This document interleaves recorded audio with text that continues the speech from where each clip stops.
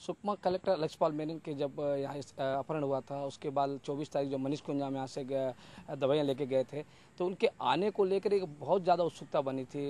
जिस 25 तारीख को तो हम यहाँ जो कलेक्टर बंगले के सामने जो गेट है लगभग 1 बजे तक यहीं सोए थे। उसके बाद सुबह जब पता लगा कि वो नहीं आ रहे हैं और सुबह हम जब निकले, सबसे पहले हमने मनीष कुंजाम को रामाराम के पास सबसे पहले उनको रोका और उनसे बात की और जो बातें थी सबसे पहले हमने पहुँचाई। इस दरमियान सबसे पहले बात जो कलेक्टर अपहरण कांड में जो 13 दिन में सबसे ज़्यादा हमारा उत्साहवर्धन हमारे एडिटर अभय किशोर जी और शिरीष मिश्रा जी इनपुट एडिटर है, उन्होंने काफ़ी हमारा हौसला अफजाई किया और उन्होंने हमें बार बार प्रोत्साहित किया। हालांकि बीच में वो जरूर कहते थे कि अपनी सुरक्षा का ध्यान रखना, लेकिन ये जो जज्बा था, जो खासतौर पे हमारे जो ऊपर बॉस बैठे थे, उन्होंने एक हमें जो बार बार जो समझाइश दे रहे थे और किसी कार्य को करने की ललक जो के लिए शक्ति दे रहे थे, तो कहीं ना कहीं हमें वो काफ़ी शक्ति प्रदान कर रही थी और बिना झिझक और बिना किसी भय के हम पूरे 13 दिन के दरमियान अपनी रिपोर्टिंग कर रहे थे। ना खाने का फिक्र थी, ना सोने का वो था। लगातार हम खबरों को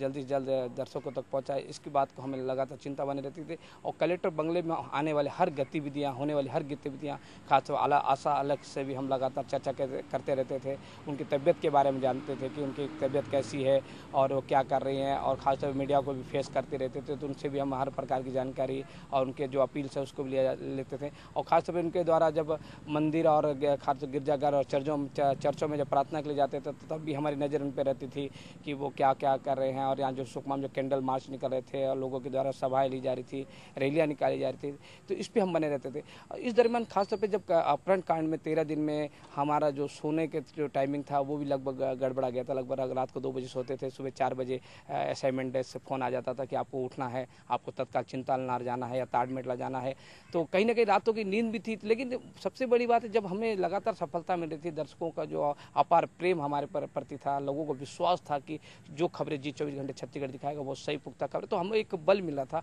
और हम लगातार जो नींद की भी फिक्र नहीं करते, लगातार हम खबरों को दर्शकों तक पहुंचाते थे। ये सबसे बड़ी हमारी जीत थी। और खासतौर जब हमने यहाँ पर कलेक्टर बंगले के सामने लाइव टेलीकास्ट किया, बुलेटिन किया, ये मीडिया के इतिहास में पहली बार ऐसा हुआ कि किसी अपहरण मामले को लेकर किसी के अधिकारी के बंगले के सामने लाइव बुलेटिन प्रस्तुत किया जा रहा है। इस दरमियान मुझे भी बैठने का मौका मिला और लोगों ने भी इसे काफ़ी सराहा। ये सबसे बड़ी हमारी उपलब्धि थी और ख़ासतौर पे लोगों ने जो जी 24 घंटे पर विश्वास किया और खबरों को लेकर लोगों में एक विश्वास पैदा हुआ है, ये हमारे लिए सबसे बड़ी सफलता थी।